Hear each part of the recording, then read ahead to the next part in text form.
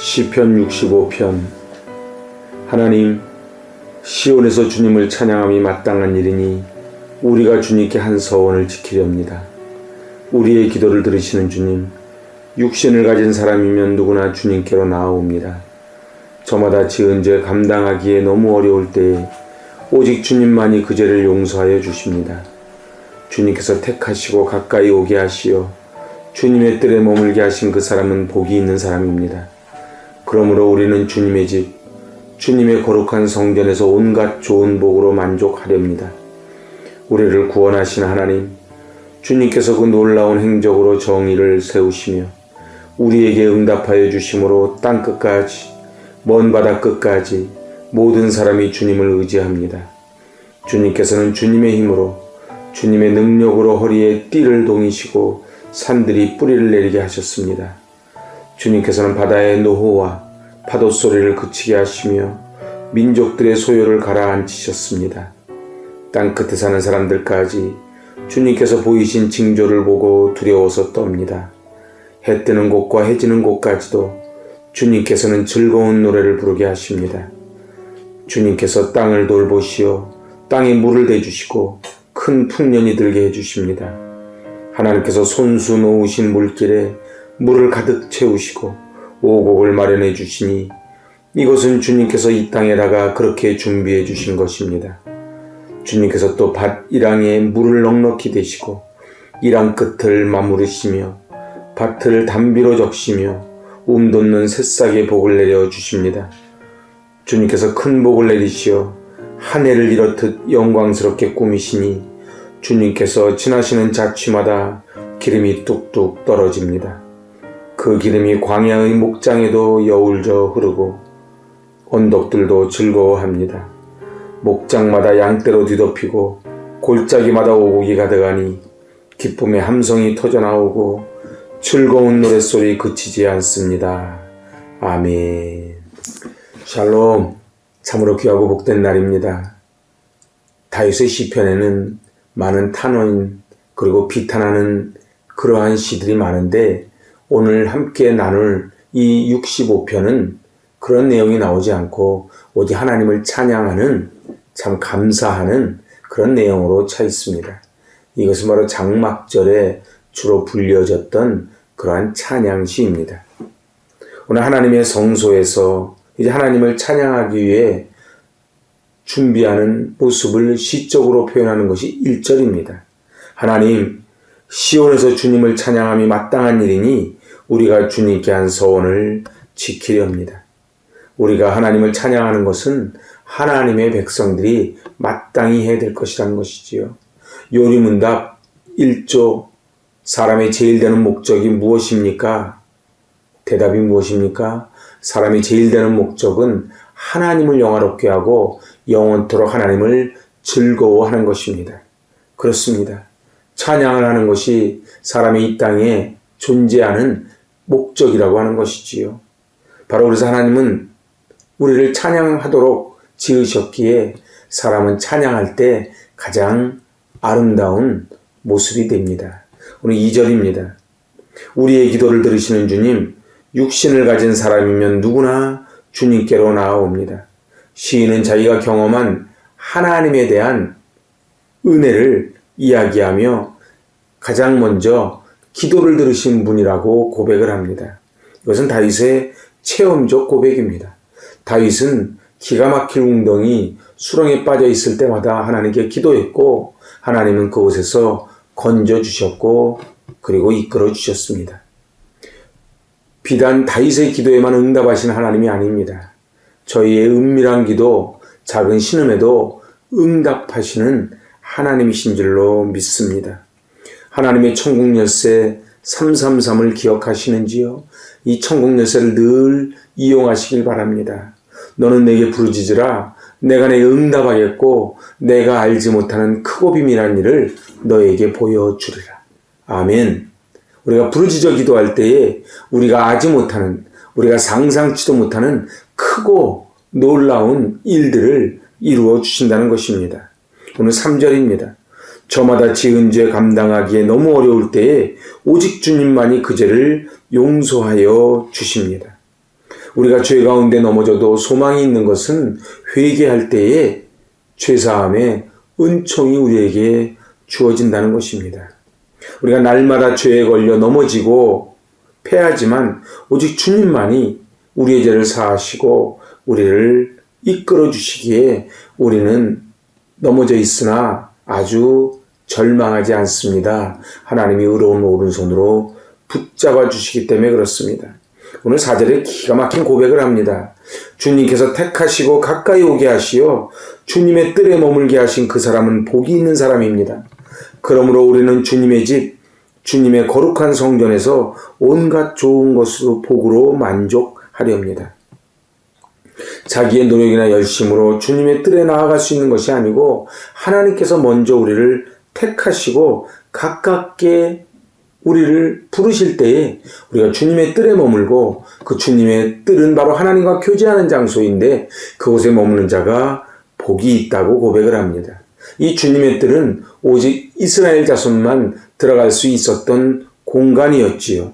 그러나 이제 우리가 하나님 앞에 자녀가 되었고 하나님을 아바 아버지라 부르기에 이제 우리는 하나님의 뜰에 나아가고 그리고 그곳 거룩한 성전에서 온갖 좋은 복으로 부어주시고 우리를 만족해 하여 주십니다. 이제 5절에서 8절은 창조와 구원의 하나님을 노래합니다. 5절입니다. 우리를 구원하신 하나님, 주님께서 그 놀라운 행적으로 정의를 세우시며 우리에게 응답하여 주심으로 땅끝까지 먼 바다 끝까지 모든 사람이 주를 의지합니다. 7절 8절입니다. 주님께서는 주님의 힘으로 주님의 능력으로 허리에 띠를 동이시고 산들이 뿌리를 내리게 하셨습니다. 주님께서는 바다의 노호와 파도 소리를 그치게 하시며 민족들의 소요를 가라앉히셨습니다. 이 세상 만물은 창조주 하나님의 보존 섭리에 의하여 보존되고 유지된다고 고백을 하는 것입니다. 그리하여 땅끝에 사는 사람들까지 주님께서 보이신 징조를 보고 두려워 떱니다. 해 뜨는 곳과 해 지는 곳까지도 주님께서는 즐거운 노래를 부르게 하십니다. 아멘. 바다가 육지를 침범하지 않고요. 땅속의 용암이 지표면으로 올라오지도 않고요. 지구가 공정과 자전을 일정하게 하고 있는 것. 저 하늘의 저 수많은 별들이 지구로 떨어지지 않는 것. 또 지구가 이 별들에게 부딪히지 않고 도는 것. 참으로 하늘의 별을 보고 있노라면 그 신비는 이루 말할 수가 없습니다. 어쩌면 그렇게 바다에 가면 파도가 일정하게 들어왔다 일정하게 나가는지요. 그것은 바로 하나님의 강한 손 그리고 능력의 손으로 붙잡아 주시기에 이 세상이 유지가 되는 것입니다. 이제 오늘 마지막 9절에서 13절은 풍성한 결실을 베풀어 주시는 하나님을 노래합니다. 9절입니다. 주님께서 땅을 돌보시어 땅에 물을 대주시고 큰 풍년이 들게 해주십니다. 하나님께서 손수 놓으신 물길에 물을 가득 채우시고 오곡을 마련해 주시니 이것은 주님께서 이 땅에다가 그렇게 준비해 주신 것입니다. 오늘 10절은 뭐라고 노래합니까? 주님께서 또 바디랑에 물을 넉넉히 대시며 이랑 끝을 마무르시며 밭을 담비로 적시며 돋는 새싹에 복을 내려주십니다. 하나님께서 인간의 일상 가운데 베푸시는 일반 은총을 지금 농사의 신뢰로 진수를 하고 있습니다. 식물이 자라게 하시고 강물에 물이 가득하게 하시고 사물이 풍성하게 자라날 수 있는 것은 바로 하나님의 놀라운 은총입니다. 그렇습니다. 강물이 흐르는 것도 그리고 논에 씨를 뿌리면 그것이 자라나게 하는 것도 그리고 하늘에 비가 내리는 것도 태양이 내리쬐는 것도 너무 놀라운 은혜지요. 이곳 동사들은 완료형과 미완료형을 교대로 사용하고 있습니다. 이것은 바로 하나님께서 이미 이를 행하셨을 뿐 아니라 앞으로도 끊임없이 반복적으로 이 일을 행할 것임을 나타내는 것이 바로 완료형과 미완료형의 8개의 동사를 반복적으로 사용하고 있는 것입니다. 우리가 농사를 짓든 사업을 하든 공부를 하든 사무실에서 일을 하든 그것은 바로 하나님께서 미리 예비하신 은총을 받으며 살아가는 것이고, 사람이 땀을 흘리지만 그 땀에 결실을 맺는 것은 전적인 하나님의 은혜입니다. 내가 노력한다고 볼 수 있는 것이 아니고, 내가 노력한다고 걸을 수 있는 것도 아니고, 내가 열심히 한다고 안전한 것도 아닙니다. 하나님께서 불꽃 같은 눈동자로 지켜보고 인도하여 주실 때만이 가능한 것입니다. 이러한 사소한 것에서 영적인 민감성을 가지고 있는 자는 하나님의 은혜에 감격하지 않을 수 없습니다. 이제 그리 연이어 11절에 이렇게 표현합니다. 11절 주님께서 큰 복을 내리시어 한 해를 이렇듯 영광스럽게 꾸미시니 주님께서 지나시는 자취마다 기름이 뚝뚝 떨어집니다. 12절 그 기름이 광야의 목장에도 여울져 흐르고 언덕들도 즐거워합니다. 참, 한 해를 돌아보니 하나님께서 왕관을 씌우듯 보호해 주시고 인도해 주실 것이라고 하나님을 찬양합니다. 그것이 바로 거룩한 시간이었고 의미 있는 시간이었음을 고백을 합니다. 저도 이렇게 인생을 돌아보니까 기름이 뚝뚝 떨어지는 이 은혜로 여기까지 달려왔지요. 그리하여 하나님께서 무엇을 베풀어 주실 때에만 그것을 감사하고 찬양하는 것이 아니고, 사실은 이 대자연을 바라보며, 그리고 나의 인생을 바라보며 아침에 눈을 뜨며 숨쉬는 순간순간이 기적이요 은혜지요. 요즘 늘 교회에서 많이 들려지는 찬양, 그 은혜라는 찬양, 저는 그곳의 가사가 너무 마음에 와닿습니다. 당연한 줄 알았더니 그것이 은혜라고. 그렇습니다. 우리는 무엇이든지 당연하면 권리인 줄 알지만 그것이 은혜입니다. 오늘 이 하루는 어제 죽으니까 그토록 살기 원했던 그 하루하루를, 선물로 받은 하루를 우리가 살아가는 이 은혜에 벅찬 감동이 있어야 되지 않겠습니까? 그래야 이제 마지막 13절 이렇게 노래합니다. 목장마다 양떼로 뒤덮이고 골짜기마다 오곡이 가득하니 기쁨의 함성이 터져나오고 즐거운 노랫소리 그치지 않습니다. 아멘.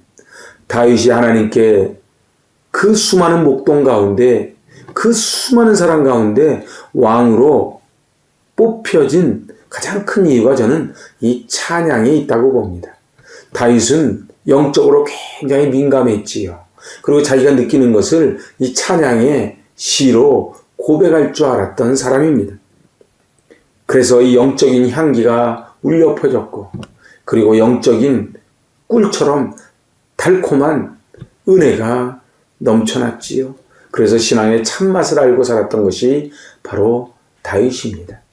그 형들에게도 버림받고 아버지에게도 인정받지 못했지만 다윗은 그 베들레헴 그곳에서 양떼를 지키며 하늘을 바라보고 찬양하고, 그리고 들판을 바라보고 찬양합니다. 여호와는 나의 목자시니 내게 부족함이 없으리로다. 그가 나를 푸른 초장에 누이시며 쉴 만한 물가로 인도하여 주신다고 고백을 하고 있습니다. 사랑하는 여러분, 요즘 참 살기 힘든 시절을 우린 살아간다고 합니다. 하지만 우리가 아무리 힘들어도 다윗만큼이야 힘들었겠습니까? 그러나 그 다윗이 늘 기름이 뚝뚝 떨어진다고 하나님을 찬양했다면 우리도 마땅히 찬양해야 되지 않겠습니까? 감사할 일이 있어서 감사한 것이 아니고 감사하면 감사할 일이 넘쳐나게 될 줄로 믿습니다. 그리하여 오늘 하나님 앞에 오늘 다윗이 받았던 이 은혜, 이 감격, 이 감사가 우리 자연을 보며, 그리고 우리의 몸을 보며, 우리의 이웃을 보며, 그리고 우리의 가정을 보며, 그리고 옆에 있는 생명체를 보며 늘 이 감사가 가득 넘쳐 찬송 가운데 천국의 삶을 살아갈 수 있기를 바랍니다. 아멘. 기도하십니다. 하나님 아버지, 주님을 신뢰하며 주님 앞에 나아가기를 원합니다. 나를 이곳까지 인도해 주신 하나님 아버지, 오늘 다윗이 그 고난 가운데에도 하나님을 찬양했듯 저희들 찬양이 끊어지지 않게 하여 주시고 우리의 인생이 천국 인생 되게 하여 주시고 날마다 기름이 뚝뚝 떨어지는 은혜가 넘치게 하여 주시옵소서. 예수님의 이름으로 감사하며 기도하옵나이다. 아멘. 샬롬. 천국을 경험하며 승리하시길 바랍니다. 아멘.